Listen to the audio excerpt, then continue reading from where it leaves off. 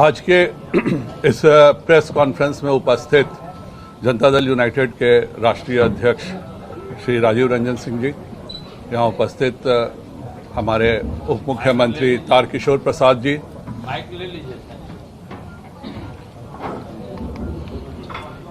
आज के इस प्रेस कॉन्फ्रेंस में उपस्थित जनता दल यूनाइटेड के राष्ट्रीय अध्यक्ष श्री राजीव रंजन सिंह जी, माननीय उप मुख्यमंत्री श्री तारकिशोर प्रसाद जी, माननीय मंत्री श्री विजय चौधरी जी, माननीय मंत्री मुकेश सहनी जी, माननीय मंत्री संतोष मांझी जी, यहाँ उपस्थित माननीय जनता दल यूनाइटेड के संसदीय पार्टी बोर्ड के अध्यक्ष उपेंद्र कुशवाहा जी, माननीय मंत्री अशोक चौधरी जी, हम के प्रवक्ता दानिश रिजवान जी, हमारे माननीय मंत्री सम्राट चौधरी जी, उपस्थित सभी हमारे प्रेस के साथियों, आप सब जानते हैं कि हमारे दो सम्मानित जदयू के विधायक श्री शशिभूषण हजारी जी और श्री मेवालाल चौधरी जी का असामयिक दुखद निधन हो गया और उसके कारण से 2 सीटें रिक्त हुई हैं। चुनाव आयोग ने चुनाव की घोषणा कर दी है और एनडीए ने मिलकर के यह निर्णय लिया है कि हम 164 तारापुर विधानसभा से श्री राजीव कुमार सिंह जी को हम चुनाव के लिए नॉमिनेट कर रहे हैं। यह बहुत पहले से समता पार्टी से लगातार जुड़े रहे हैं और लगातार हम सबों के साथ रहे हैं। और दूसरा 78 कुशेश्वर स्थान से श्री अमन भूषण हजारी जी, जो स्वर्गीय शशिभूषण हजारी जी के पुत्र हैं, उनको एनडीए ने देने का निर्णय किया है। तो राजीव कुमार सिंह जी और कुशेश्वर स्थान से फिर ऐसे ही ज़्यादा ठीक है।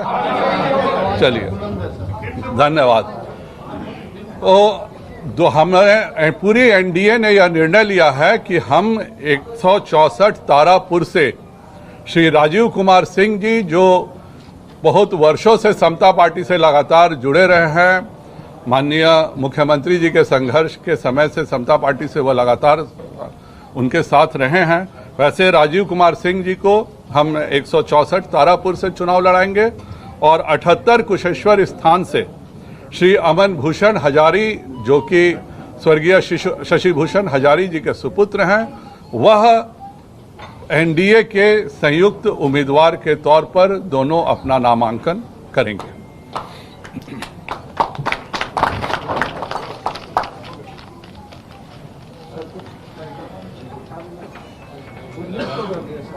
ललन बाबू और मुकेश सहनी जी और संतोष मांझी जी को कहते। देखिए संजय जी ने आप लोगों को बता दिया कि राष्ट्रीय जनतांत्रिक गठबंधन के 2 उम्मीदवार हैं। कुशेश्वर स्थान से तो हम लोगों ने उम्मीदवार बनाया है जो हम लोग के साथी विधायक शशिभूषण हजारी जी का जो असामयिक निधन हुआ उसके कारण, और उनके स्थान पर उनके पुत्र को हम लोगों ने वहाँ उम्मीदवार बनाया है। और उसी तरह तारापुर में भी हम लोग चाहते थे स्वर्गीय मेवालाल चौधरी जी के पुत्र को उम्मीदवार बनाना, लेकिन चूंकि वो विदेश में रहते हैं, उन्होंने असमर्थता जताई, हम चुनाव नहीं लड़ना चाहते हैं, हम अमेरिका में रहते हैं। तो इसलिए जो एक कार्यकर्ता हम लोग के साथ सब दिन से समता पार्टी के समय से जो एक साथी हम लोग के साथ जुड़े रहे हैं और वहाँ काम करते रहे हैं, उनको राजीव कुमार सिंह को हम लोगों ने वहाँ से उम्मीदवार बनाया। और राष्ट्रीय जनतांत्रिक गठबंधन दोनों सीटों पर उपचुनाव में पूरी मजबूती के साथ चुनाव लड़ेगा और पूरी ताकत से हम दोनों सीट वहाँ से चुनाव जीतेंगे। बहुत लोग मुंगेरी लाल का हसीन सपना भी देख रहे हैं, वो हसीन सपना देखते रहें, सपना सपना ही उनका रह जाएगा। चुनाव अभियान भी साथ चलाइएगा आप सब? स्वाभाविक तौर पर चुनाव अभियान साथ चलेगा। माननीय मुकेश जी, हाँ पहले मुकेश जी को बोलिए। मुकेश जी और संतोष जी, इतना हड़बड़ा कह रहे हैं। बहुत बहुत धन्यवाद। जैसे कि हमारे संजय जी ने ऑलरेडी आप सभी के सामने में हमारे एनडीए के प्रत्याशी का नाम का घोषणा ऑलरेडी कर दिए हैं। मजबूती से एनडीए हम लोग मजबूती से लड़ेंगे और खास करके कुशेश्वर विधानसभा क्षेत्र जो है वहाँ से मैं वोटर भी हूँ, तो मजबूती से मेरा क्षेत्र है और मजबूती से हम लोग वहाँ लड़ेंगे। मुंगेर में भी हमारे तारापुर विधानसभा क्षेत्र है, निश्चित तौर पे हम दोनों जगह जीतेंगे और एकदम सही पे कोई किंतु परंतु मजबूती से लड़ेंगे। धन्यवाद।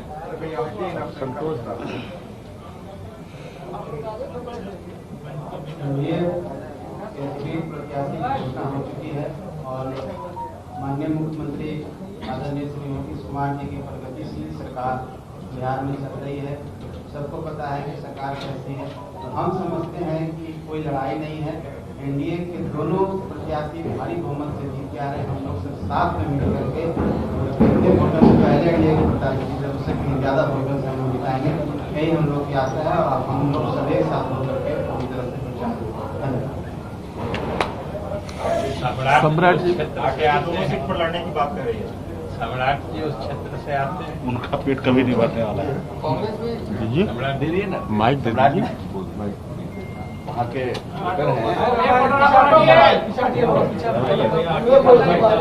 दोनों विधानसभा से एक मंत्री वोटर है।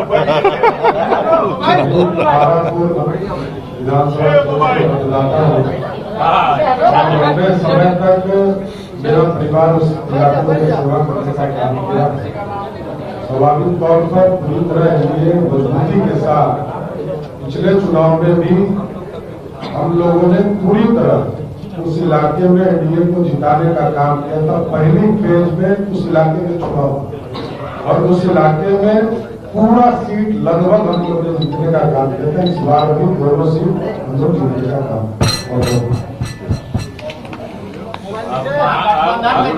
अब काम वाले लोग बोल लिए, अब हम लोग तालियां बजा रहे हैं।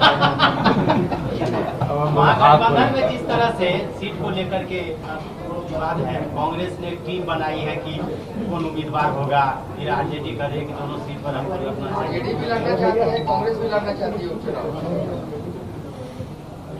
का समस्या हम जिसको लड़ना है लड़े, उनकी हार निश्चित है और हम लोगों की जीत निश्चित है। हर कीमत पर हम रिकॉर्ड मतों से जीतेंगे। इस सरकार के कार्यों के कारण दोनों सीटें हम पुनः रिकॉर्ड मतों से जीतेंगे। संजय जी, आपने कभी कहा था कि लोजपा अभी भी हमारे गठबंधन में है। आरजेडी ने कहा है बिल्कुल, इसमें भी चुनाव प्रचार में जाएंगे। पशुपति पारस जी बिल्कुल चुनाव प्रचार करेंगे। लोजपा पशुपति पारस जी राष्ट्रीय अध्यक्ष है और हमारे साथ हैं। जब केंद्र में मैं यहाँ बैठा हुआ हूँ, जब अपने राष्ट्रीय अध्यक्ष को रिप्रेजेंट कर रहा हूँ, तो जो हमारे देश में जो हमारा गठबंधन है, पशुपति पारस जी और लोजपा के वो राष्ट्रीय अध्यक्ष हैं, वो बिल्कुल चुनाव प्रचार में जाएंगे। और क्या होगा? सवाल ये है कि एनडीए में विशेष राज्य के दर्जे को लेकर और जातीय जनगणना को लेकर अपनी अपना राग है। ऐसे में आप जनता के साथ में कैसे जाएंगे? वो बाइपोल हम लोग बिल्कुल एक साथ होकर के चुनाव लड़ने जा रहे हैं और जो भी ये सब बातें होती हैं वो अपने जगह पर है।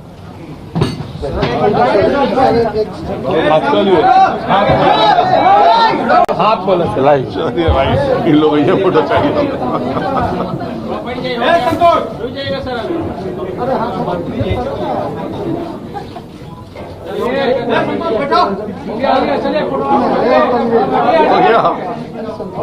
हो गया ना? फोटो खींचेगा कि एक्सरसाइज करवाइएगा?